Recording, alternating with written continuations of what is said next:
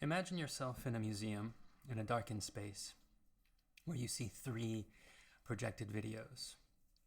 You can't see them all at the same time. They're in three separate rooms, but the sounds bleed and the lights of the images bleed. And on each one, you see more or less young people singing karaoke. And they're singing songs from an album called The World Won't Listen by the Smiths, probably one of the best known British bands from the 80s. And then you come to find that the artist who did this video installation went to three different countries, to Indonesia, to Colombia, and to Turkey, and posted posters all over the city asking Smiths fans to come and sing karaoke for him in front of a camera, with these sort of chintzy backdrops in the background, and he would record them and then turn it into a work. And so you have three different videos. The same song is playing from the Smiths. They're all singing the same song at the same time, and you move from one room to the next, hearing them sing. And it's I've seen this work in person, and it's a very fun, joyous work, especially if you like the Smiths. Now imagine yourself in a gallery. It's starkly lit, it's bright. There's nothing in the gallery aside from 6 big cardboard boxes.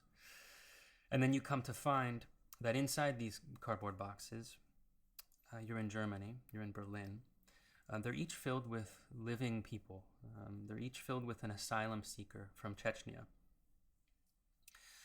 And you may or may not know this, but part of this work is that these asylum seekers are not allowed to work. They're not allowed to be paid. And so you come to find that the work is made up of these workers who are secretly paid to be inside these boxes for 4 hours a day and for 6 weeks, so the duration of the installation. So whereas in the first work there was joy, there was music, and you were subsumed in darkness, in this work, by all accounts, everything starts to feel very, very uncomfortable, and all these themes that have to do with immigration, work, a treatment of so-called undocumented peoples, and all the major political questions that all that entails comes to the foreground. Okay. Now imagine yourself going into another space, another art space, and you see this grouping of objects, which, if you've studied post-minimalism and Robert Smithson, you'll recognize that it's riffing off of Smithson's mirror corner pieces. Or perhaps Morris's post-minimalist practice, which also used mirrors. But you'll notice that actually these are all bottles. And on the bottle, you'll see it says it's written Guarna Power. And the more you inspect this work, and maybe you talk to the curator or the gallerist, they tell you that actually these are objects that have to do with a collective that went to Brazil and worked with indigenous farmers, whose guarana seeds were being taken over by multinational corporations, the prices being driven down, and probably land being taken over by corporate interests. And these artists, this collective group of artists, work with these farmers to devise their own drink, to sell their own product with their guarana seeds, including advertisement, including making commercials, and including producing the drink itself. So we started here with 3 different works that, to my mind, they're very different from each other, both in tone, both in strategy. One is kind of light and fun. One is pretty dark. And the other seems to be a little bit more in the guise of an NGO or like a humanitarian, in the guise of humanitarian social work. So they're 3 very different works, and the works I've described are Phil Collins' The World Won't Listen. Phil Collins, not the I Can Feel It in the Air Tonight Phil Collins, but Phil Collins, the British contemporary artist. And we have Santiago Sierra, 6 people who are not allowed to be paid for sitting in cardboard boxes, which you would have probably recognized from this week's readings. And then we also have Superflex, which is a Danish group of artists who work in the way I've described. They'll go out and they'll work with communities often beyond Europe. So in this case, we're in Latin America, we're in Brazil, but they've worked in this style in Africa and in other places throughout the world. So they're all very different in many different ways, which actually would be interesting to talk about. But what unites them? Well, I think it's clear what unites them is that the very medium of the work and the key component of the work is the involvement and the participation of human subjects. So with Phil Collins, we're talking about Smith's fans in various parts of the world, Colombia, Indonesia, and Turkey. With Santiago Sierra, we're talking about asylum seekers from Chechnya who are living in Berlin. And in Superflex, we're talking about farmers that live in Brazil. So for all their differences, the stakes of working with and involving human subjects align these works together. And these types of works are the focus of our course this semester. So beginning around the time of the 1990s or so, there were a number of curators and art historians who started to consider, well, how do we understand these types of works that involve people, and what can we name them? So there was a there are a number of competing terms and tags for this type of work. I have some of them on the screen here, so like live art, collaborative art, contextual art, dialogical art, which is associated with Grant Kester, who we're reading this week, new genre public art that we're going to study later on this semester, immersive installation, social practice, socially engaged art. For whatever reasons that might be interesting to talk about, though I'm not going to go into it too much, the term that really stuck is participatory art. And this is the term that Claire Bishop prefers. And so since we're reading quite a bit of Bishop's, and she's the art historian who's probably most known for theorizing and historicizing this type of work, as you'll see throughout our semester, we're going to work with participatory art. And it makes sense because I like dialogical art. That's an interesting way of thinking of this work.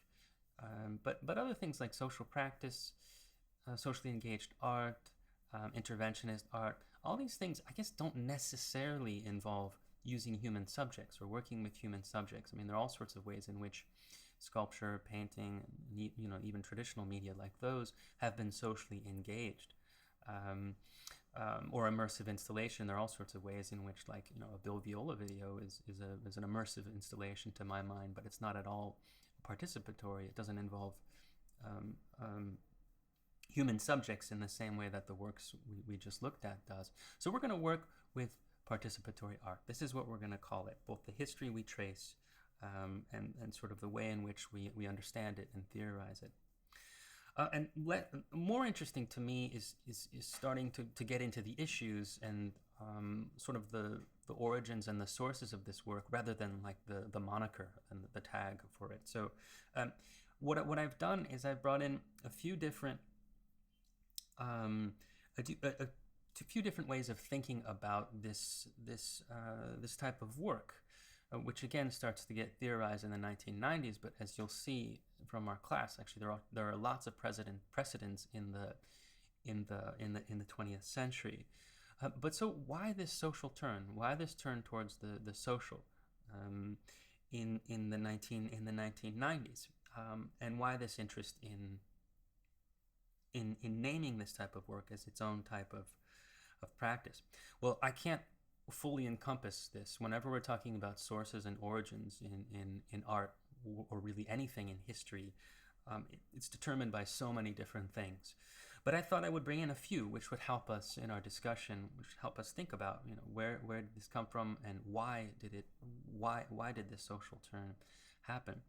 So I suppose the place to start would be the post-medium condition, which is probably most associated with the art historian Rosalind Krauss, who started to notice in the 60s, but definitely in the 70s, that artists started moving away from being painters or sculptors or being focused with a specific medium and started moving towards installation practices or art practices that actually involved a mixing of medium and also an involvement of things that were not, for most people, were not considered to be materials fit for making art.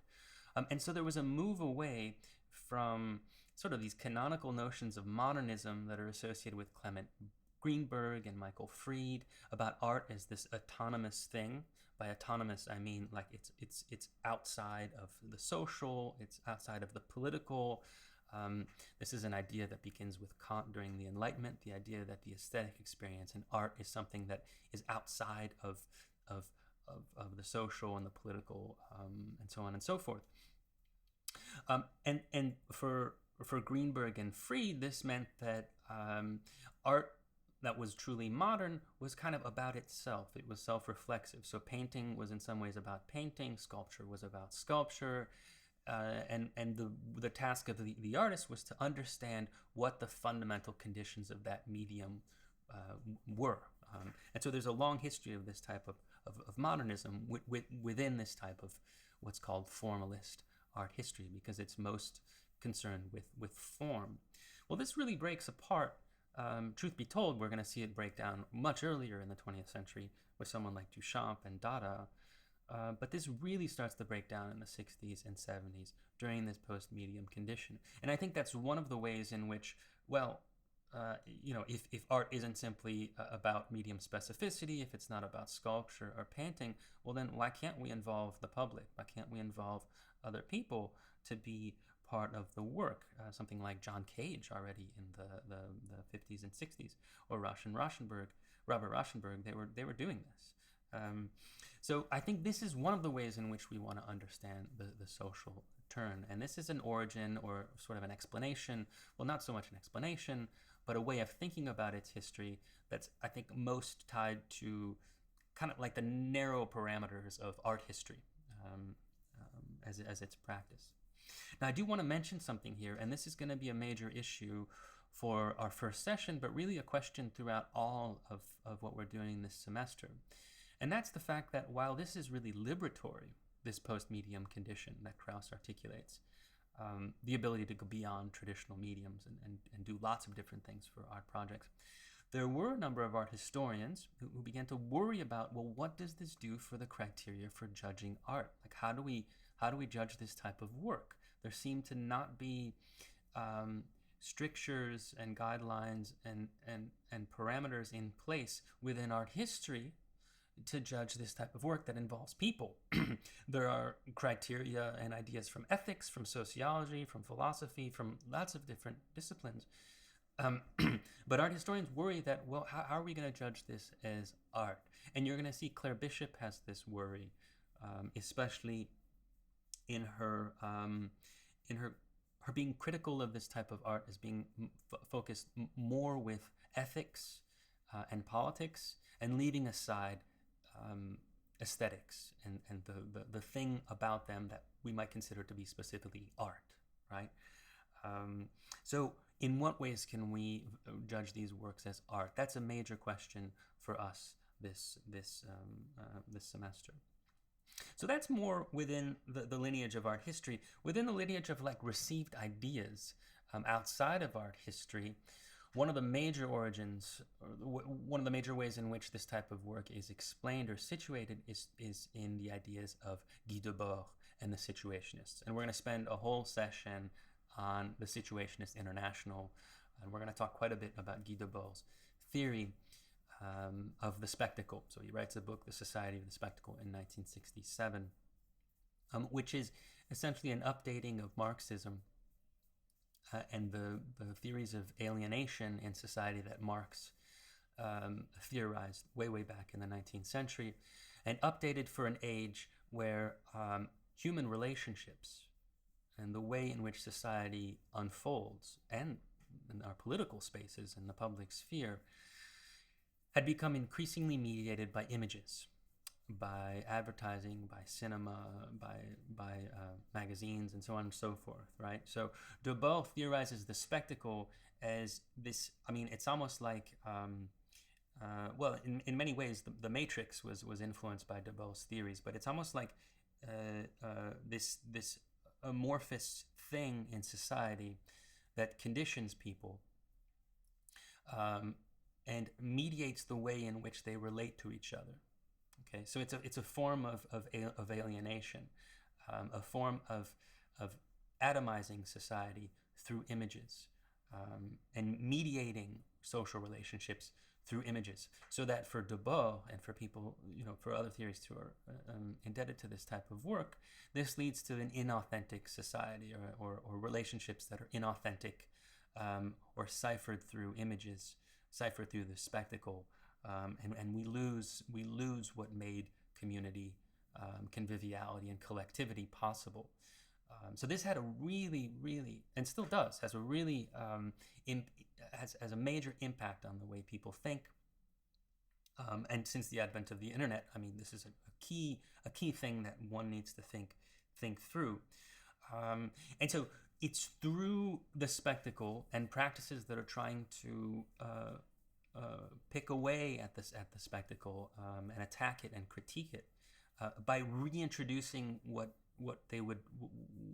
are thought to be authentic forms of relations, of social being, through artworks. So really, Nicolas Bourriaud's relational aesthetics, which is probably the key theory that galvanizes all of this in the 90s, which is why you're reading a portion of it for this week. That's probably at base the thing that drives his work. So this type of work that he calls relational aesthetics, that reintroduces human relationships, and social gatherings and conviviality through artworks and social encounters. All these are to push back the ways in which the spectacle consumer culture has numbed us, has mediated the way we relate to each other and the way society relates to itself, right?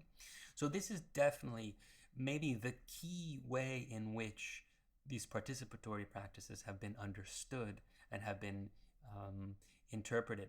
And this is definitely something we're going to talk quite a bit throughout this semester, including the ways in which actually an artist like Pierre Huyghe will not fit easily in this type of theorization. Huyghe in many ways will kind of use the spectacle or reinscribe the spectacle in different ways, almost like sampling or jamming the spectacle, not outright critiquing it, but sort of involving it in ways that might lead to novel social interactions. But that's for a later time. So this is another way in which we can think about the origins of this type of work, which maybe is less within an art historical tradition and more within a Marxist philosophical political tradition that comes out of the Situationist International. So another way, I think this is a little bit more idiosyncratic and less talked about, although I think it makes sense, so I wanted to bring it in.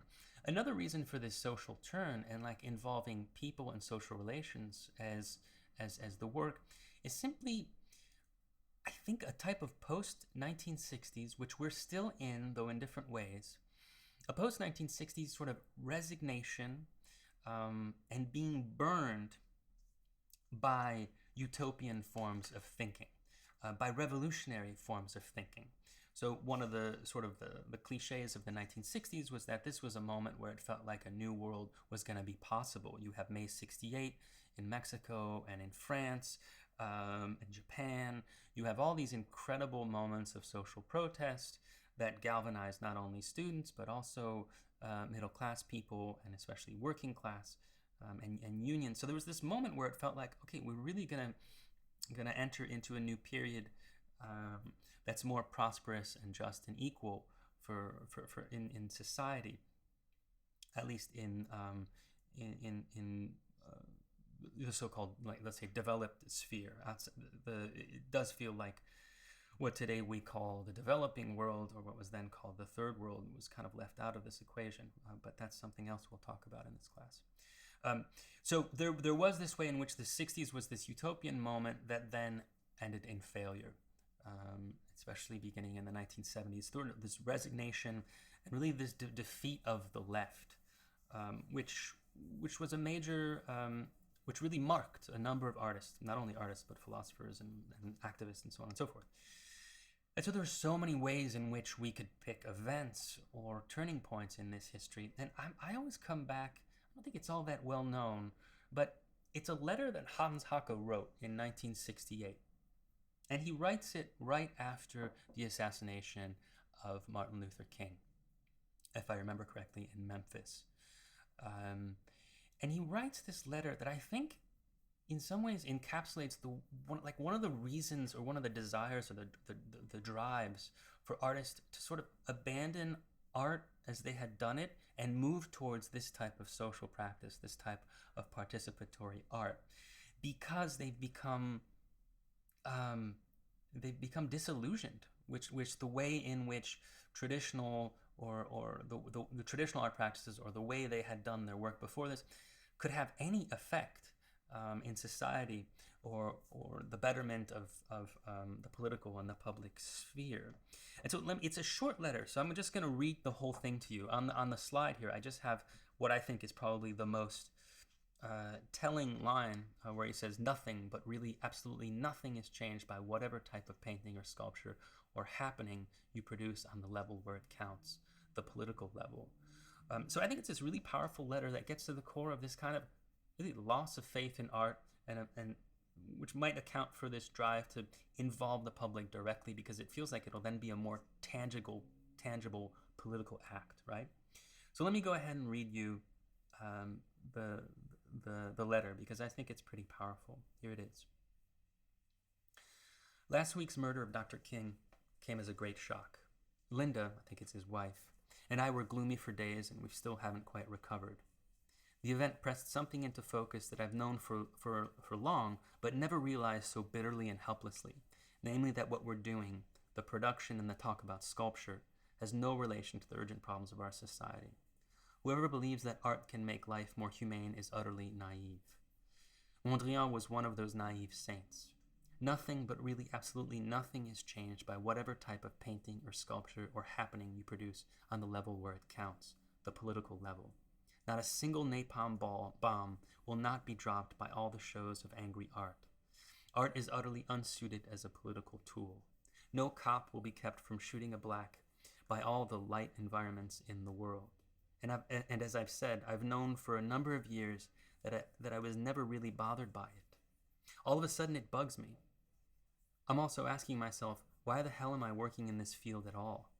Again, an answer is never at hand that's credible. But it didn't particularly disturb me. I still have no answer, but I'm no longer comfortable. So yeah, I think it's a really powerful letter, one that resonates with our time period, especially the blight of police killings in this country that many times are racially driven or motivated.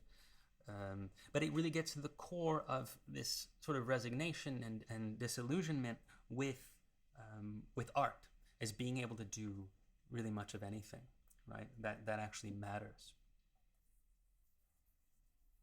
Interestingly enough, if we're attentive to Bourriaud's text, the Relational Aesthetics, for this session, which is written, decades after this in the 1990s, we hear a similar echo, though maybe one with a solution or a purported solution. And so you'll read in Relational Aesthetics on page 166 from the participation anthology for this class. You'll read Bourriaud. He'll say this: "It is, however, obvious that the day of the new man, of the future-oriented manifestos and the calls for a better world, is well and truly gone." So what he's describing there really is the legacy of the 1960s, and not only the 1960s, but the legacy of the historic avant-gardes and the Russian Revolution, and the nightmare that became Lenin, but then also for sure Stalin. And then he goes on, utopia is now experienced as a day-to-day subjectivity, in the real time of concrete and deliberately fragmentary experiments. So what he says here, and I think it's a key part of how he understands the artists that he lumps together as relational aesthetics, is that these artists are no longer trying to build a better world in this very grand manifesto kind of sense, to try to really change society, to try to really revolutionize society for a more just, fair, and less violent world, but that they're more modest and that they just want to create working throughs or ways, almost kind of like ways of coping, or what he describes as micro utopias, that can inhabit spaces, public spaces, but well, a lot of times with relational aesthetics, we're actually talking about spaces within a gallery or a museum. And so I think there's a bit of resignation in there as well. We'll have to talk about this, but it feels like there's the bar has gone down as to what art can do, and what it can do for Bourdieu aren't these grand statements, all the things that Hans Haacke think art can't impact or has no purchase on, but it can make these little micro utopias. So sort of a lowering of the bar for the ways in which artists can make a better world, but on a much smaller, fragmented scale. So there's an interesting echo between this letter that Hans Haacke writes in 1968 at this real low point in the history of the United States, of the killing of Martin Luther King, and Bourdieu's understanding of relational aesthetics, which you'll see he's self-consciously trying to rid art of the legacy, like art in the 1990s, from having to deal with or still like clinging to the failed legacy of the 1960s. And so I think this definitely applies to a lot of different artists that turn towards social practice and participatory art. This, let's call it this history of being resigned as to what art can or can't do. So there are a couple other ways that we can think about the origins of this type of work, of participatory art. And for the sake of time, I'm going to move a little more quickly through those two, but they're important to bring up because these are now more at the level of the economic level, and what starts to happen at the economic level beginning in the 80s and 90s, definitely in the 1990s. That still affects us today. And so the first would be to understand that at least in post-industrial, or again what we call the developed world, the economy went towards a service economy, so less towards producing things and more towards catering to or creating experiences. The experience economy is part of this idea, but servicing the public. So this is a crucial shift in the economy. And someone like Pierre Huyghe, an artist who's associated with this type of work, he has an interview with George Baker, and he says something interesting. He says that it's almost as if art, relational aesthetics, but participatory art more broadly, it's almost like it mirrors the advent of the service economy, because the service economy, unlike modes of production and like the Fordist economy of the earliest 20th century, the industrial economy, that doesn't involve social relations beyond the relationships between workers and forepersons and managers and so on and so forth. But the service economy entails interactions of all kinds, relations of all kinds between people that hadn't been part of the public sphere, or let's be more limited, talk about the economic public sphere, than before. So it's almost as if these participatory practices mirror this turn towards the service economy. So that's definitely something to think about. And then another thing, and this is the last and probably the broadest issue that I just wanted to bring in as sort of an origin or a way of situating this turn towards the social, towards participatory practices, has to do with the history of neoliberalism, which begins in the 1980s with Reagan and Thatcher, but also sort of the capitalist reforms in China around the same time. And this is the advent of a world in which governments, but also multinational corporations, often in tandem or in cooperation, move towards a vision of the economy and the social space, and as one that's increasingly privatized and deregulated, which leads to many of the issues that we still deal with today. So a disintegration of the public sphere, austerity, debt, and the overall draining of social services and drawing back the welfare state. And so I think there are all sorts of ways in which we can situate the art that begins to be made around this time, especially in the 1990s, especially after the end of the Cold War, the fall of the Berlin Wall, and the end of the Soviet Union, which looms large over the history of contemporary art since the 1990s. I think there are ways in which we can treat this, which I think would be, other than the climate, other than global warming and ecology, is probably the largest factor as far as size and scale and reach. And it might explain why a number of these type of works that are participatory, they almost seem to model, we could almost describe them as forms of social work, or forms of humanitarianism, or forms of non-governmental organizations. So organizations that go in and do the work that formerly the state had done, governments had done, but now they're filling in the vacancies that have been opened up because of austerity, debt, and the draining of the welfare state.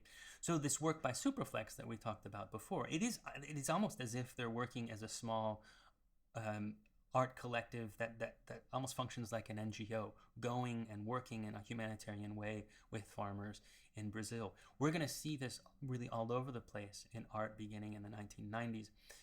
And this again leads to interesting questions about how do we judge this? We can judge this from a sociological perspective, from an economic perspective, from a political perspective, and we can talk about how effective they might be as far as bringing aid or filling in the gaps and that have opened up in the social safety net.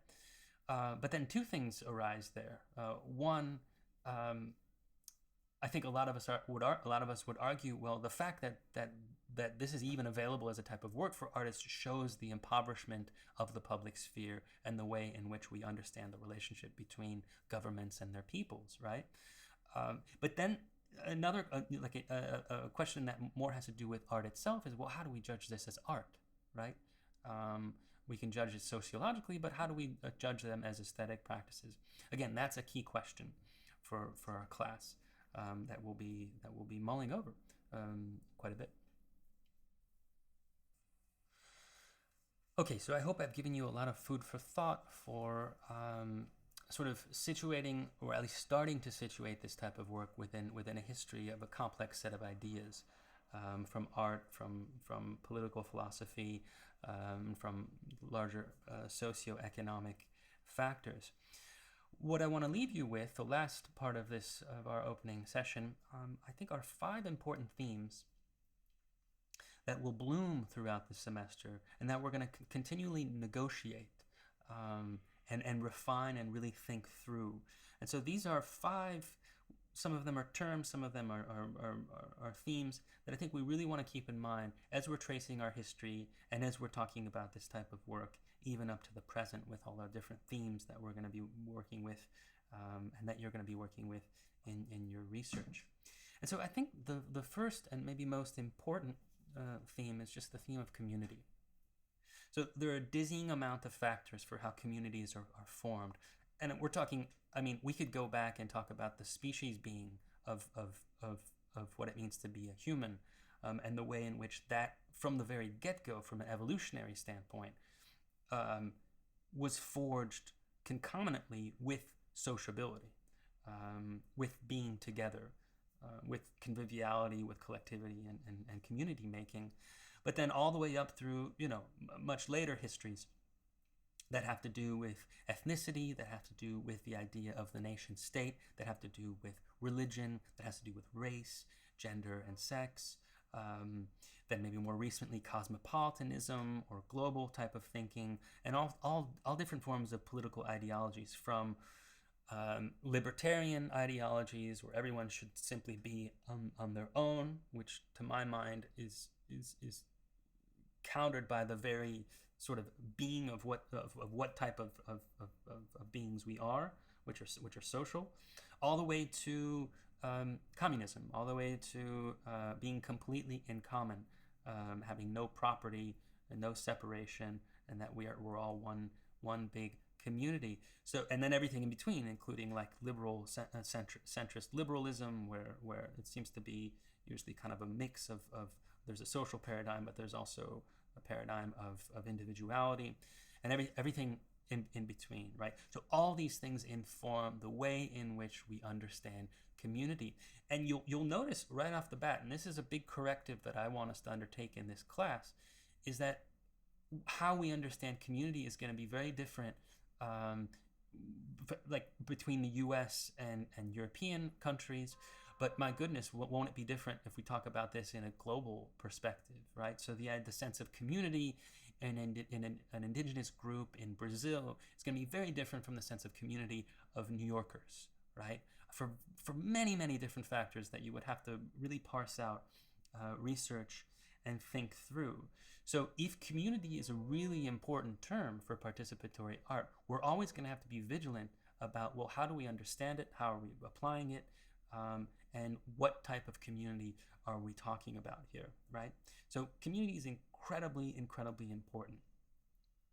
And most often when we talk about Western communities, so, like the, so-called Western communities, so like Anglo-European communities, one of the ways in which we speak about it, usually from the left, is we lament the atomization of society. Atoms, like everybody becoming separate individual atoms in society, separated from each other. And this informs quite a bit of participatory art. And I wanted to bring in an example that just happened, a really sad story that became a scandal in France that you may have heard about. It just happened at the end of January. There was an elderly gentleman, he was 85 years old, René Robert, who was actually a well-known photographer, living in Paris, and he would always take walks. He would always take walks from his apartment in Paris. And this is it's near Les Halles, so it's like like a central part of Paris, of the city of Paris. And he had a dizzy spell, and he fell on the ground, on the sidewalk, on the pavement. And he was on the ground for 8 hours. And at no point during those 8 hours did anyone who was walking by stop to ask how he was doing and why he was on the ground. And he died. He died of hypothermia. This was, this is the middle of winter. And it became a scandal. And in the press, there's almost like there's been this sort of reckoning about, well, what type of society are we if this can happen, right? How atomized are we that we won't even stop to consider someone who's lying on the ground?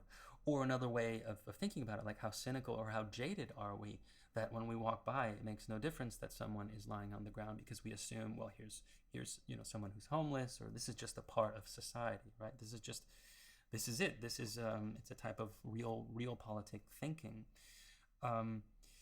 Again, this reckoning of community, of the idea of community within a society, is very situated here. Like, it's very focused in Paris, in the West.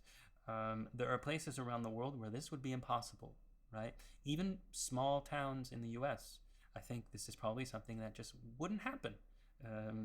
People would maybe know everybody, and then if someone is lying on the ground, they would get help as soon as someone saw them, right? So we have to situate this. But nonetheless, this is still a key factor in the way in which participatory practices are understood. And so when we read Bourdieu for this week, we're gonna come across him talking about an interstice, right? Which he says art can provide interstices, which he gets from Marx. And he describes this as a I'm quoting here now from the slide, a space in social relations which, although it fits more or less harmoniously and opening with the overall system, suggests possibilities for exchange other than those that prevail within the system. So how do we put this in more everyday terms? Well, I mean, I almost want to use theological language here and describe it as moments of grace, like moments of things happening that are outside the way in which things are prescribed to happen, right? And we could have lots of examples of this, I suppose. But this is the way Boyo understands relational aesthetics, or the way I understand how he's using this word interstice. An exhibition or an artwork can be this moment where we, however humbly, remember for Boyo, art can only be kind of a micro-utopia, however humbly and on a small scale, creates an experience and a form of community that's outside the way in which we're prescribed, the ways in which we're kind of coerced to be one way or another.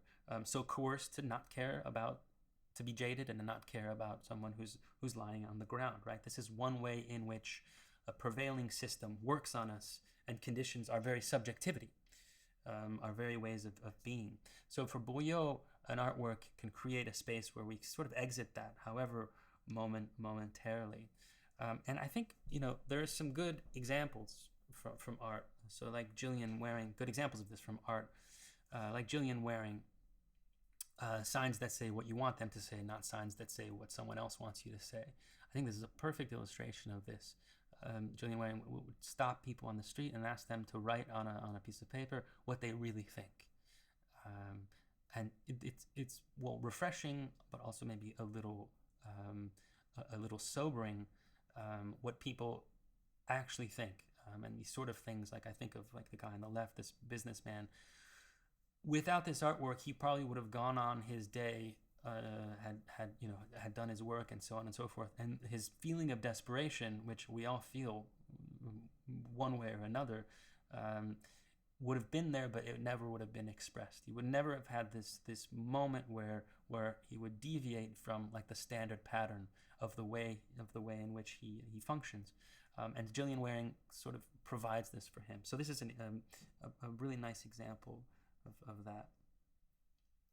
And I think it's compatible with Grant Kester's theorization of dialogical art, creating a space where you have social interactions that would not have happened otherwise because of the ways in which social interactions are prescribed or enclosed or scripted, right? So the work of that collective Walkenclasser, who I'm sure we'll talk about when we meet, is a good example of that as well.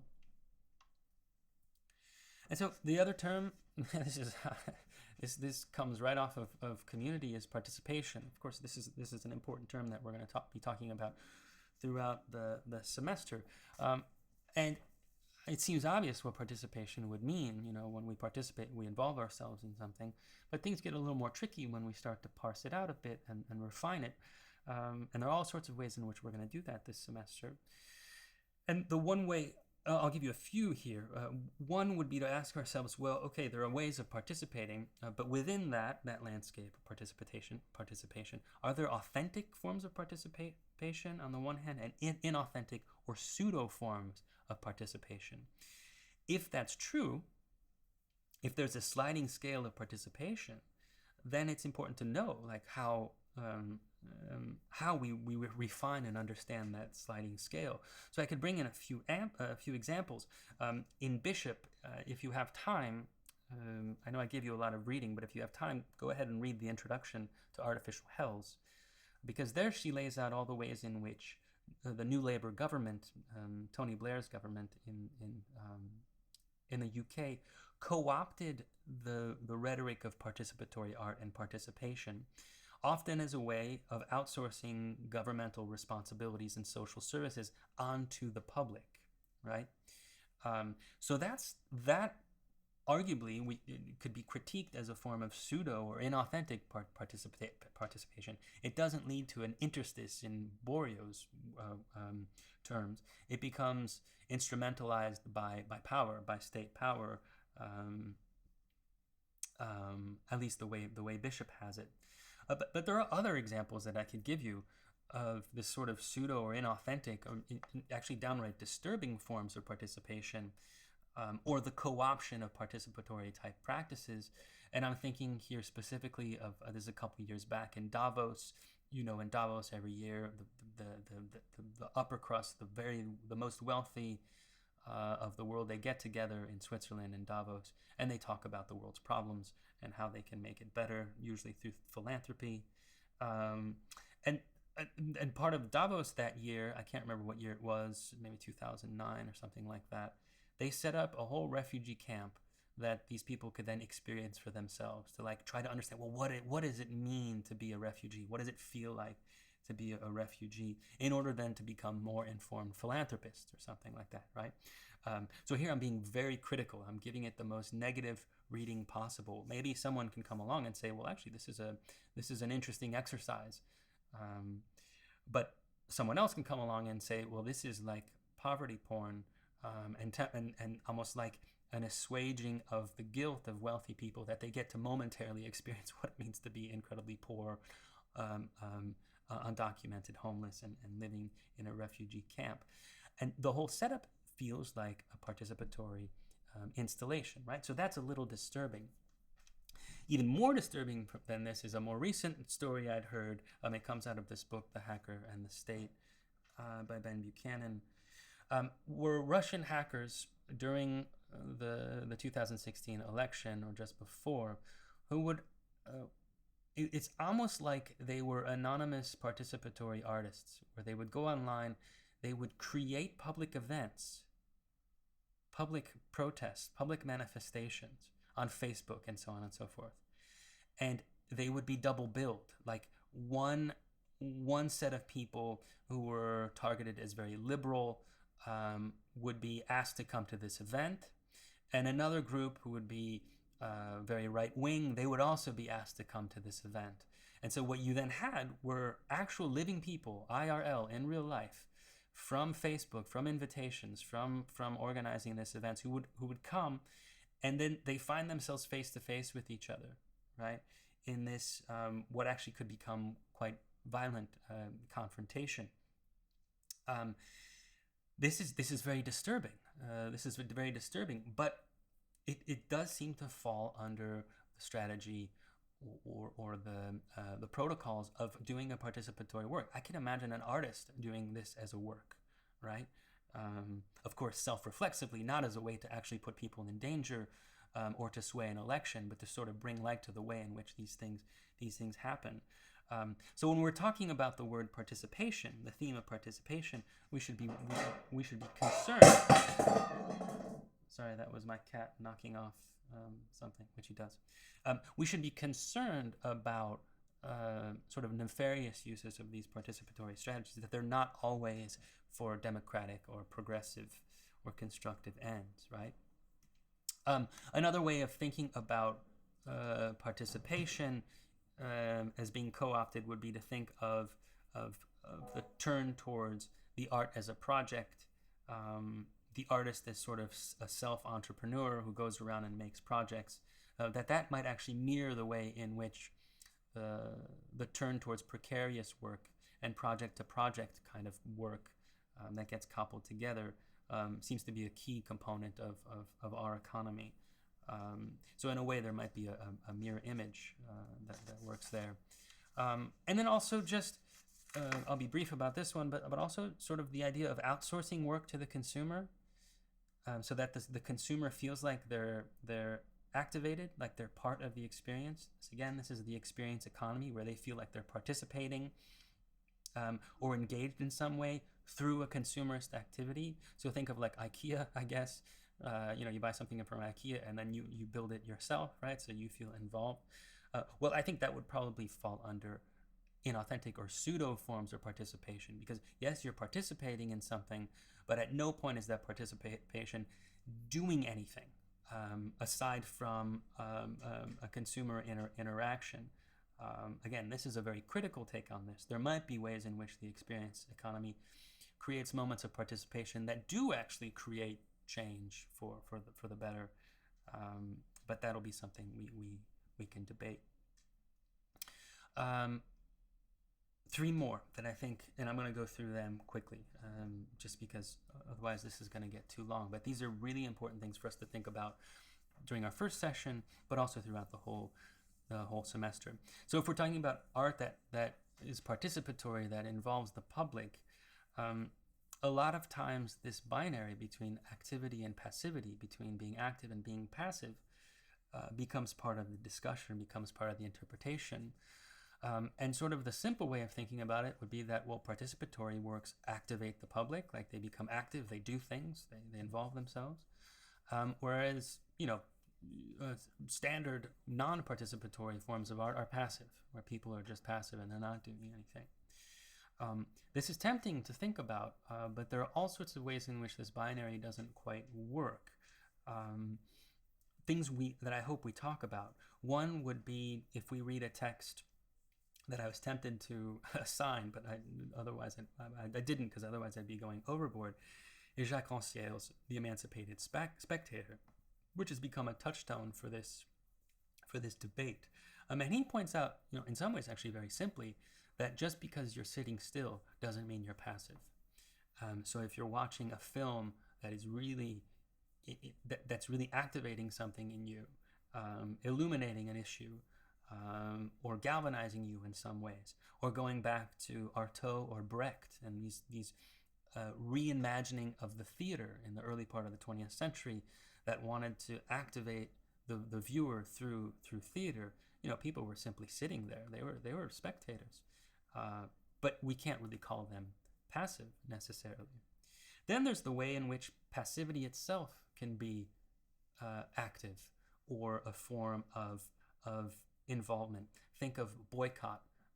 Think of boycotting things or refusing to participate as a form of activation, as a form of participation, however paradoxical that might sound. So these are some of the things we can think about and talk about. The other key aspect of this type of work, which comes up all the time, and rightly so, is the idea of democracy. Because in almost every instance, this type of work is going to be coming from, however broad we might understand, from the left and from progressive forms of thinking about society and politics. And it will be thought of as a type of work that leads towards a more democratic public sphere. And so just as tricky as the idea of community, the idea of democracy is determined by so many different things, a whole long history, a whole long set of traditions, right? So what we want to just focus on for this class, because the questions of democracy and how democratic certain societies are, it's going to change from where we are in history and where we are geographically. And so let's be a little bit more humble and focus on what Bishop talks about, and really which is the substance of her critique of relational aesthetics and some of the artists associated with Boyot's relational aesthetics. And that's the idea that some of the artists, in her mind, create consensus too quickly, or have a conception of the community that's simply kind of an immanent togetherness, right, where everyone's on the same page. Or in Foster's critical take, which is a short text that you're reading for this week, the idea that this art is simply almost like a party, where it's people getting together who are like-minded and having a nice time. And I guess there's nothing wrong with that, but it really has very little to do with the way in which democracy works, which arguably is always a thing in progress. Jacques Derrida, one of the key French philosophers of the 20th century, said that democracy is always in the future. It's always something that is deferred and that we have to constantly be working towards. So democracy is more of a practice than a thing that's set in stone, that's set in place. Which is why scarily, and we talk about this in this country, that democracy is something that can erode, right? And we've been seeing it eroding well before 2016 in various ways. So it's important to talk about democracy and the democratic process when we talk about these participatory forms of work. And again, if we're thinking about this work and situating within it like a social historical context, I think one of the key things that we're thinking about today, well, definitely one of the key things I think about, especially with the debacle and the sad state of affairs that revolves around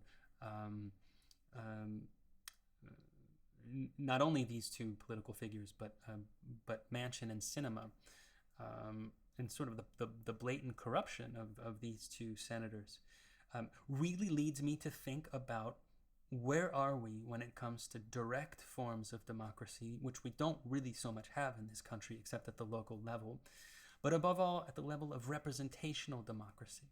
The paradigm of representational democracy is that the government, through elected officials, reflect the will of the people.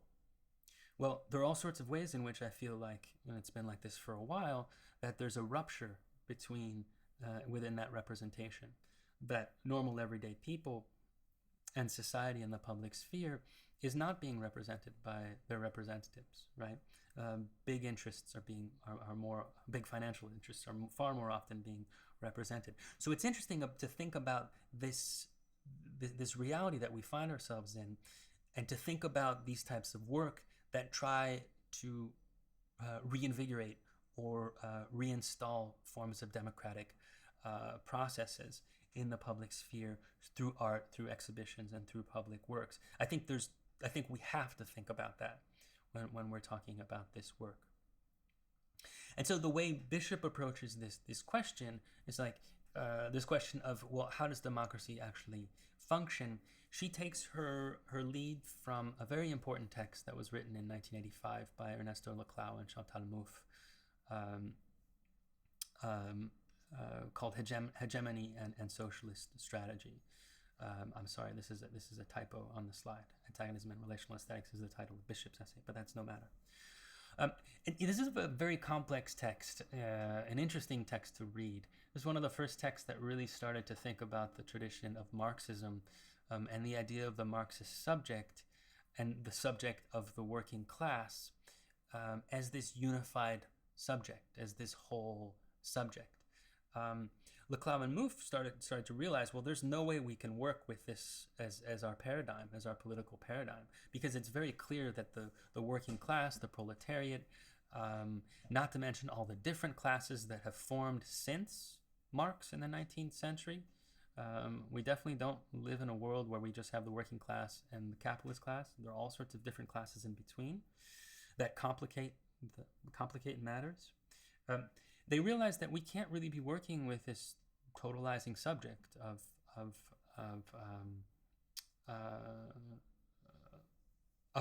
the worker or of the working class, because there are all sorts of different ways in which these classes are self-identify according to ethnicity, according to religion, according to all sorts of different things. And so they started to think of the subject within politics as like a place that's actually empty. The subject is not a whole, like we're not whole. They get this from Jacques Lacan, the psychoanalyst Jacques Lacan. It's a little too much to go into now. We can talk about it when we get together. But it's the idea that as subjects, we're not fully present. We're not fully ourselves. There are all sorts of ways in which we have fissures, we're split, we're doubled. So even the very words that I'm using right now don't come from me.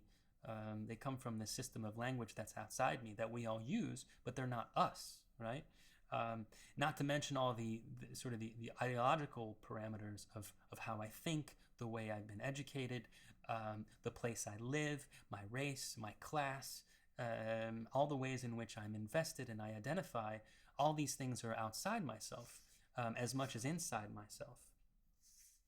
So that's the way in which Laclau and Mouffe understand this. So the problem then becomes, well, how do we create a political class that will come together and demand, I mean, this sounds naive, but demands a better, a more just world, if we're all these fractured subjects, if we're not together as like a ready-made community. Well, for them, antagonism is the key. And there's this really beautiful, it's a really lovely theory. There's this wonderful quote that actually Bishop quotes in her text. They say, but in the case of antagonism, we're confronted with a different situation. The presence of the other prevents me from being totally myself. So what it means to be in public, but not only in public, because even when we're alone, we're not actually alone. We're always born into a social situation. I'm myself only in relation to other people. So identity gets negotiated through relationality, through relations.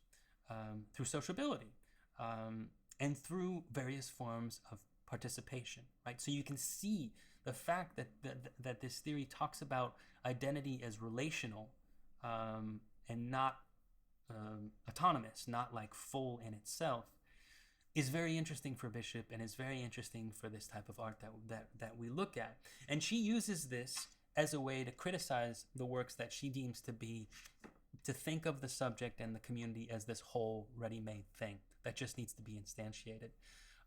Instead, she thinks, and I think there's something compelling about this, is that society needs to have antagonisms inside it for it to be society. And in fact, Leclau and Mouffe say that democracy, politics, the precondition of it is antagonism. Okay. And so she says right here on page 67, I dwell on this theory, the theory of Leclau and Mouffe, in order to suggest that the relations set up by relational aesthetics are not intrinsically democratic. So it's not the case that just because you involve people in a work, that becomes automatically democratic. More needs to happen. Because she says they rest too comfortably within an ideal of subjectivity as whole and of community as immanent togetherness, right? So the idea is that for a society to really be a functioning society, especially a democratic society, what you need is dissensus. What you need is antagonism. What you need is, Ancière talks about this in a different context, which is very interesting. You need disagreement, which actually, to disagree, to truly disagree, you have to be in agreement on certain things. You have to agree on the terms and the ideas that you're disagreeing about. So within a disagreement with someone or another group, for it to be a true disagreement, you actually have to agree on certain conditions, right? And that's how a conversation or a community can develop agonistically through disagreement, through antagonism, and so on and so forth. Otherwise, you simply have a community that's totalitarian, where everyone thinks the same thing, or you have a community, and arguably this is where we are now, where you can't even have disagreements, or the disagreements are so total that people aren't even agreeing on the preconditions of how to describe reality and the very terms we're using, right? So that you can't even talk to each other, right? That would not be antagonism, according to Leclau and Mouffe. That would be a complete loss of the democratic process and of the antagonistic relationship that needs to happen in society for it to move forward and solve things and make decisions. And so on and so forth. So it's a really interesting theory, probably even more complicated than the way I've just distilled it for you, but I hope this is probably the hardest idea from all the readings that we have for this week. So I hope this was helpful. Okay, and one last one, which I really am going to keep brief, because otherwise this can really lead us down a number of different rabbit holes. But this is one.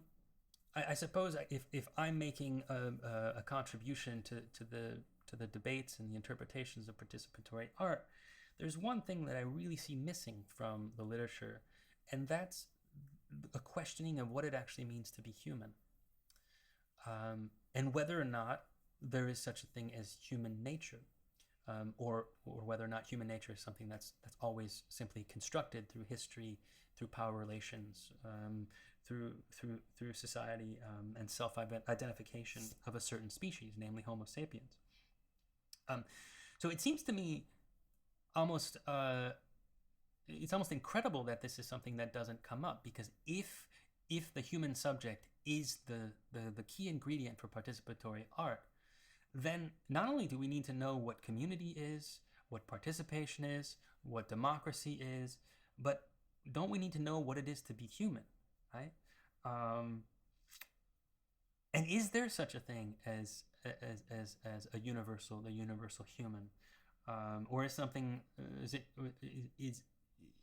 is the idea of being human something that's instantiated and constructed at specific times and places. What about Darwin? What about the idea that the very real idea is that we come out of a history of a species that's connected to other species? How does that play a role? And this gets into some of the work that I do, which is more within a domain of the post-humanities, of thinking beyond the human. And I actually argue that a lot of these works, that this participatory work, sometimes constructively, but oftentimes in a way that's kind of dangerous, we can think of it within the domain of ethology, of the study of behavior, of human behavior. So that's something we'll definitely talk about later in the semester. But I just want to bring this up. How do we understand the human? How do we interpret the human? What does it mean to be human? I started this session by saying that to be human is to be a social being, like a number of different species on this planet. It seems like sociability is a precondition for life, right? So that seems to be something that we have to incorporate into our understanding of participatory art. But that's not without dangers and pitfalls and complications. So I'll just leave you with that for now. And I want to end on this one quote by Shruti Bala, who's written a book called The Gestures of Participatory Art, which is an interesting little book. And there's this wonderful quote there, and I'll just read it to you. The demand for participation intensifies when participation is denied to us, yet we're inclined to refuse participation when it is demanded of us. And Bala describes this as a paradox. And I guess it is paradoxical. It's not, I don't think it's truly a paradox, like strictly speaking, but there is something contradictory about this.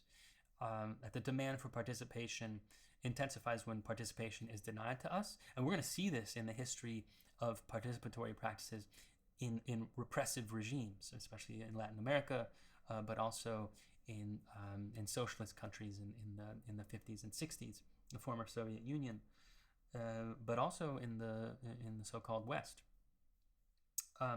But then when we're forced to participate, then we refuse. I mean, I can't help think of our current plight, where maybe one of the key ways in which the citizens of the United States can participate in a political project of communal health by getting a vaccine, by social distancing, by masking. This is exactly what, for I think 30 or 40% of the population, they refuse to participate for reasons that I think are misguided, though maybe it's an interesting thing to talk about, rather than simply say that these people are stupid or antisocial or what have you. I think that maybe there's a more nuanced conversation to have. But truth be told, I wish the last 2 years would have gone differently, where everyone would have understood that there are demands placed on them to participate in this collective endeavor to get beyond a pandemic through collective participation. So that's a really interesting question. And again, I think one of the themes for this class that someone might take up is, what has the virus done for ideas of participation? And a number of examples of art being made before, during, or during the pandemic might be interesting to think through. But I bring up this quote not only to talk about that, about the sort of the quasi paradox of participation, but also simply here that Bala seems to assume something about what it means to be human. And I wonder, is this really universal? Is this the case? That this is a paradox that applies to all people? And I would, this is the start of an interesting conversation, but I would say no, that's probably not the way in which every community on the planet thinks of itself and identifies. That this is not a necessary paradox about the social space and the political sphere. So all these things, this plays a key role in understanding our ability to define what it means to be human, which after all is the bread and butter of this type of participatory work. So I hope I've given you plenty to think about for our first session. I hope that a lot of this helps you with whatever might be a little thorny in the readings, and I hope you find it all quite interesting and a promising start to the semester.